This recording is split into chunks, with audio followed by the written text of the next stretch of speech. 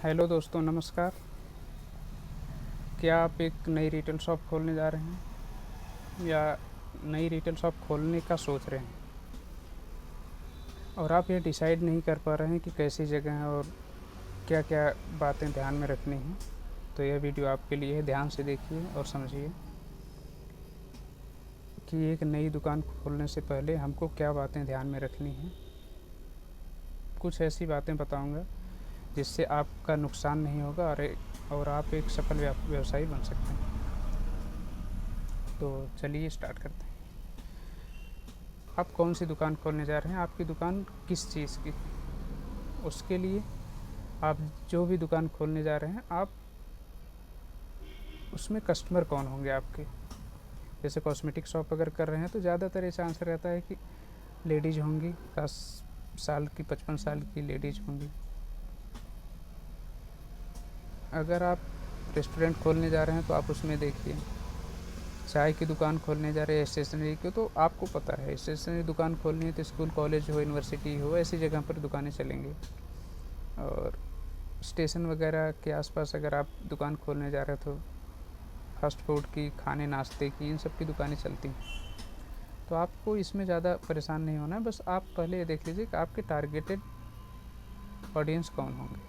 उस हिसाब से आप जगह देख लें कि इस जगह पर किसका मूवमेंट ज़्यादा है, या आप ऑडियंस को क्लियर कर लें कि आपके कस्टमर कौन से होंगे।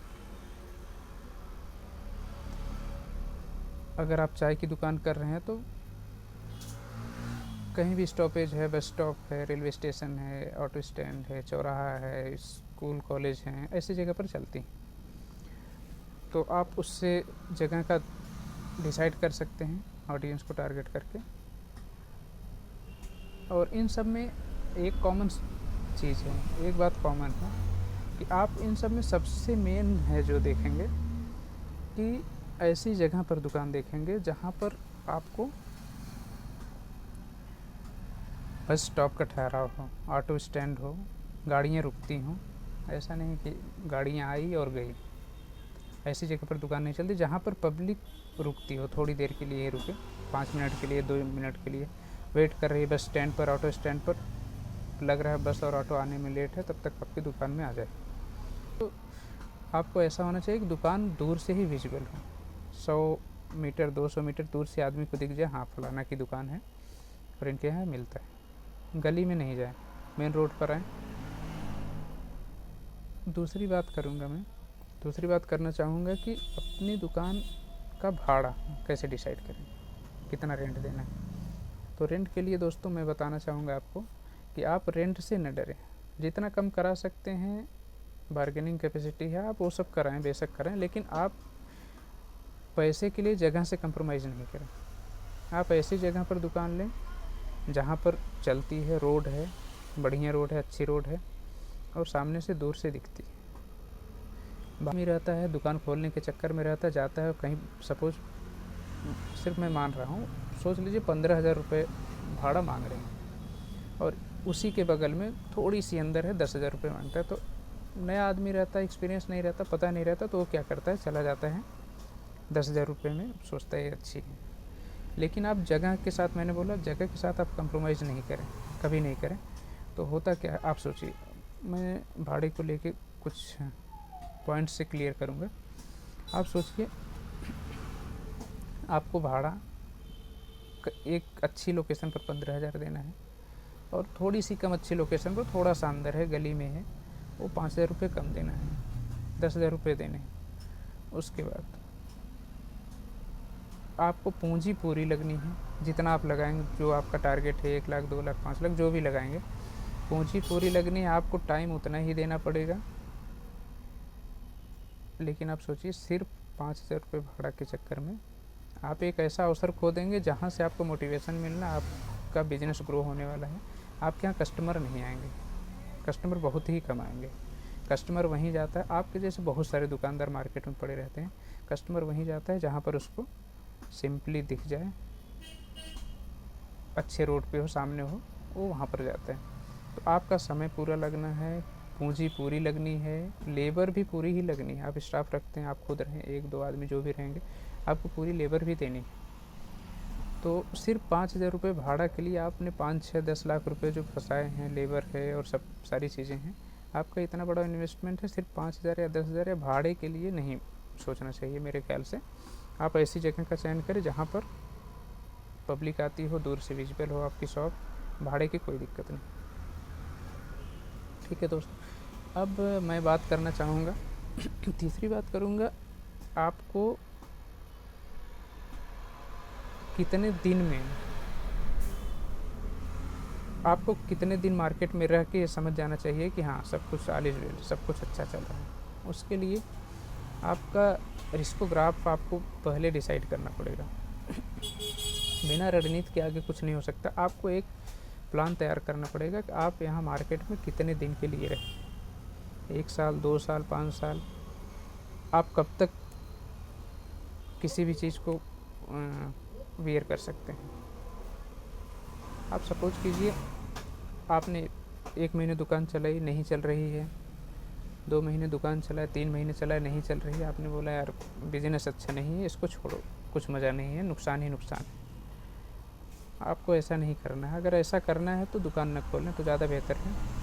आपको 1 महीने दुकान चलाना, 2 महीने दुकान चलाना, 3 महीने दुकान चलाना है, आप चलाते रहिए। कस्टमर नहीं आ रहे हैं, सेल नहीं हो रही है, कम हो रही है, प्रॉफिट नहीं हो रहा है, तो आप अपने कंपटीटर को देखिए कि उसमें क्या खासियत है, उसमें क्या अच्छी चीज़ें हैं जिससे उसकी दुकान बहुत ज़्यादा चल रही है और आपकी उतनी अच्छी नहीं चल रही। तो आपको महीने दर महीने एनालिसिस करना है कि व्यवहार अच्छा है तो आप व्यवहार मेंटेन करिए, रेट अच्छा है तो रेट अच्छा मेंटेन करिए, जो भी हो सकता है उससे आप मेंटेन करिए और एनालिसिस करते रहिए। आप एडवर्टाइजमेंट चलाइए, स्कीम्स चलाइए, कम रेट पर रखिए, मतलब बहुत सारी बातें मैं डिटेल्स में किसी और वीडियो में बात करूँगा। तो आप इन सब बातों को ध्यान रखें, एनालिसिस करिए। और मेरा ऐसा मानना है कि आप 1 साल के लिए मार्केट में उतरिए। सिर्फ 2 चीज़ें मुख्यतः ध्यान में रखें, कम रेट, अच्छा व्यवहार, इसको लेके चलिए। उसके बाद सारी बातें अच्छी होती जाएंगी। लेकिन आपको 1 साल तक आप समझ के चलिए कि आपको 1 साल तक भाड़ा अपने पास से ही देना है।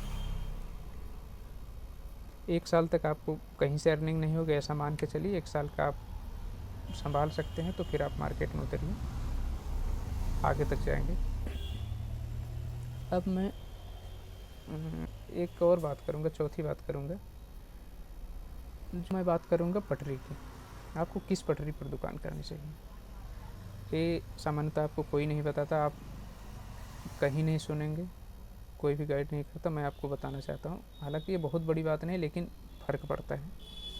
आपको दुकान ऐसी जगह पर करनी है, इस साइड पर, उस पटरी पर करनी है, रोड के उस साइड पर करनी है जो आपके टारगेटेड ऑडियंस के, आपके कस्टमर के ऑफिस या वर्क प्लेस और घर के बीच में हो। मीन्स आपका कस्टमर अपने घर को जाता हो जिस पटरी पर, उसके लेफ़्ट साइड में। मतलब कस्टमर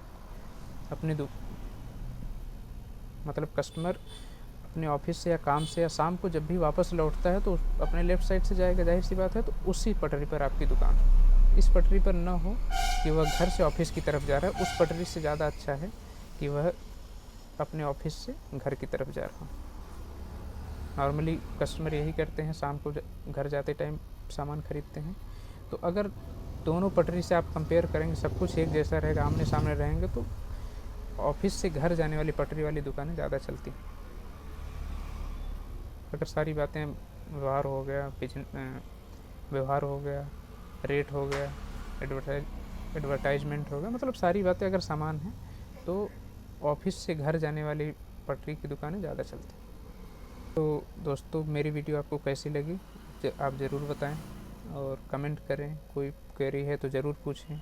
मेरे चैनल को सब्सक्राइब करें, लाइक करें, शेयर करें और दोस्तों तक बताएं।